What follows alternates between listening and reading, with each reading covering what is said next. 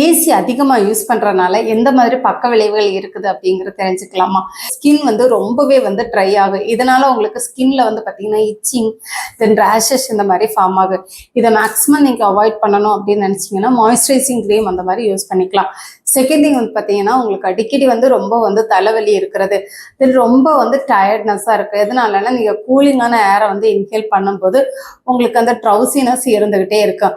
Third பார்த்தீங்க அப்படின்னா வந்து உங்களுக்கு நம்ம கூலிங்கான ஏர் இன்ஹேல் பண்றதுனால தொண்டை வந்து வறண்டு போறது, அதே மாதிரி ட்ரை காஃப், வீசிங், தும்மல் இந்த மாதிரி தொந்தரவுகள் இருக்கும். வீசிங் ஆஸ்தமேட்டிக் பேஷண்ட்ஸா இருந்தீங்கன்னா தயவு பண்ணி வந்து ஏசியை வந்து யூஸ் பண்றதை அவாய்ட் பண்ணிக்கிறது ரொம்ப நல்லது. உங்களுக்கு வந்து கண் எரிச்சல், தென் கண்ணுல வந்து அரிப்பு இந்த மாதிரி தொந்தரவுகள் வந்து வரதுக்கு வாய்ப்புகள் இருக்கு.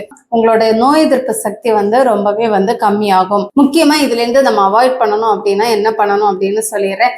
மோஸ்ட்லி டெம்பரேச்சர் பார்த்தீங்க அப்படின்னா வந்து 24 to 26 அந்த டிகிரி செல்சியஸ்ல வந்து வச்சுக்கோங்க. தென் அதே மாதிரி வாட்டர் இன்டேக் அதிகமா எடுத்துக்கோங்க. ரெகுலரா வந்து உடற்பயிற்சி பண்ணிக்கிறது ரொம்ப நல்லது. தென் ஏசி ஹீட்டர் வந்து நம்ம பாடியில டைரக்டா படுறத வந்து கொஞ்சம் அவாய்ட் பண்ணிக்கிறது ரொம்ப நல்லது.